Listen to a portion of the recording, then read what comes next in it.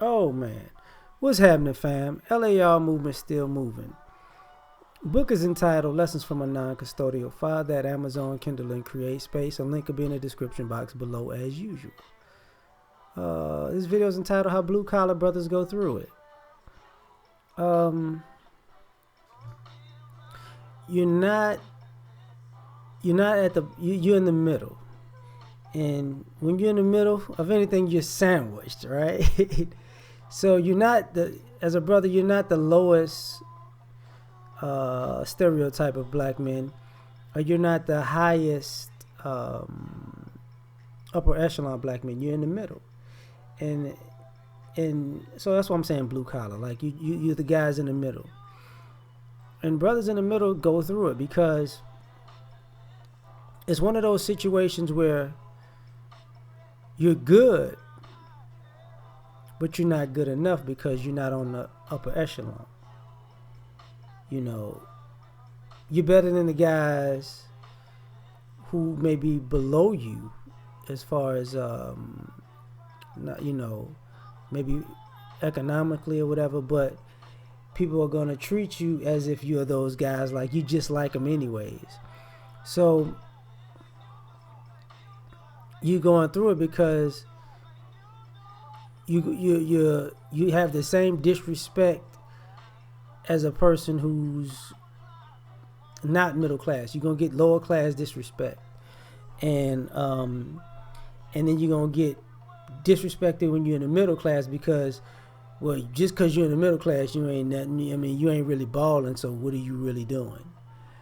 So brothers go through it because of that. Now the irony of that is this: when it comes to skills, it's usually the brothers, the blue collar brothers in the middle that have the most skills. So why do brothers go through it? Because your skills are needed, but unappreciated, undervalued, and marginalized. See, blue collar brothers have to work for a living, right? And no matter how hard brothers work, it ain't good enough for most people, which is a problem.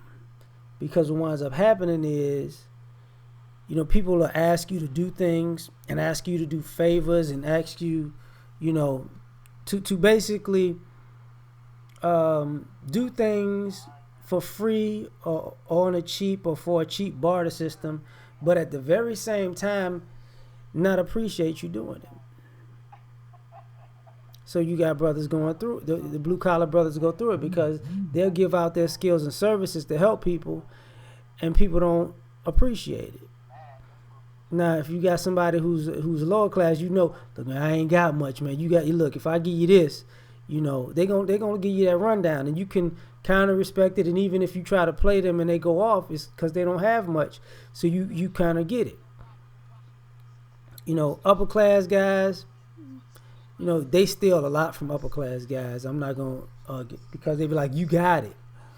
But one of the things that people in the upper class do is they separate themselves because they live in a space that you can't be close. You gonna have to take a rocket ship to get to them. So now the only person you can ask for help is those guys in the middle, those blue collar guys in the middle. And that's the one thing that sends some of these guys through it, because sometimes you want to help people, but sometimes you don't have enough resources to help everybody. So now you get it from both sides, because the people who are upper class, they're kind of glad you helping these people, and they'll show up after you've helped them if you help them, and if you didn't help them, they won't show up at all. So they waiting on you to take one for the team. And the lower class guys are, well, I ain't got it once you ask them.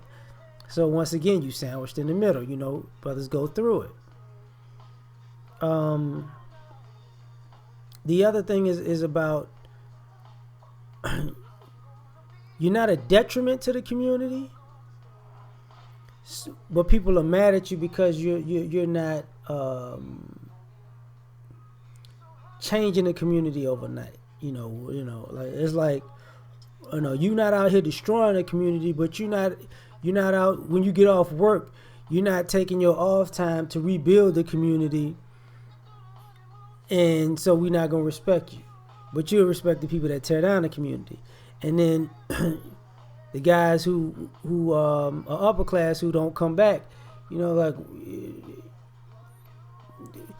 it's excusable. Well, why they not coming back to the hood? Well, they doing their thing. They ain't got time. They got all the time in the world most of the times, but they just not coming back because they don't want to be around y'all. So, the blue collar brothers in the middle, they catch that misplaced anger because everybody knows it. Everybody knows the guys on the bottom are destroying it and the guys up top, they done made it out. They're like, I'm done. Y'all done got on my last nerve. I done went too much with y'all. Peace. So who catches it? The brothers in the middle, Now, in as far as parenting is concerned, it's that same way because it's like what winds up happening is you don't want your kids to be that low class guy.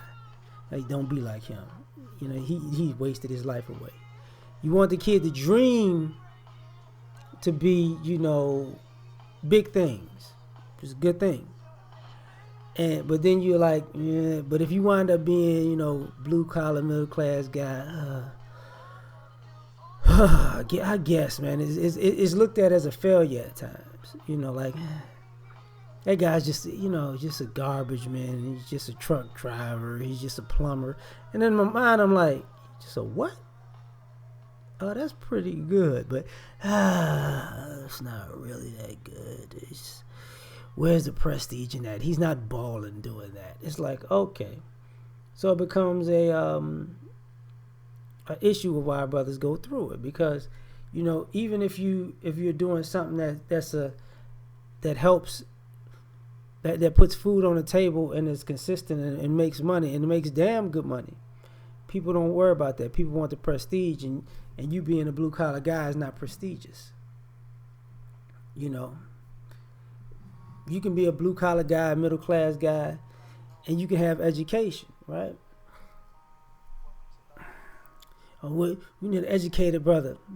They ask you, but if guys are lower class, it's like, oh, I'm gonna get my stuff together. I'm gonna be on your level next week. So you getting an education seems null and void to some people. There are people who didn't get an education that are very highly successful. So the people who maybe high school graduates or high school dropouts who might be good businessmen now, the people who are high school dropouts or high school graduates look at people who've probably got a bachelor's, master's, PhD. Like, I could make way more money than you when I just go into business, and the people that's in those blue collar people in the middle, like, oh damn, I get no respect for that. Okay, I'm not that intelligent. My work was nothing because maybe one day you could be a mogul and a great CEO with just a high school education because you've seen a couple of stories and online or whatever, and it's like, okay. And the people that's got in the upper class who got education, and it's like, well, maybe obviously you didn't get enough education, and what subject did you study in, or where did you go, and did you utilize your information? You're beneath me. So blue collar brothers go through it, and then when it's time to date in life, it's the same thing, I don't want no Pookie and Ray Ray, but I want a baller. So who's overlooked in that situation? The guys in the middle. And, when people think about settling, in most cases, you settling for the guys in the middle. You know what I'm saying? I'm not getting a Pookie and Ray Ray. That's just trifling. I couldn't get a baller, so this guy right here has got a nice job. I guess I'll try to go out with him or give him a call, but You know, I don't want to settle. So these guys are going through it because it's like, damn. Now the irony of it is this: a lot of these guys in a great space, mentally, physically, financially, and when people are around them, they know it. But only people in the upper echelon can have respect for them. Everybody, only upper echelon black men will be like, man, I got an uncle like you. You know, my brother's like you. You know, but the rest of the community's like, hell, you'll never be good enough. You never. I sound like Mum Ra right now. The ever living. But, you know, I'm done with the video. We out. Peace. Good night.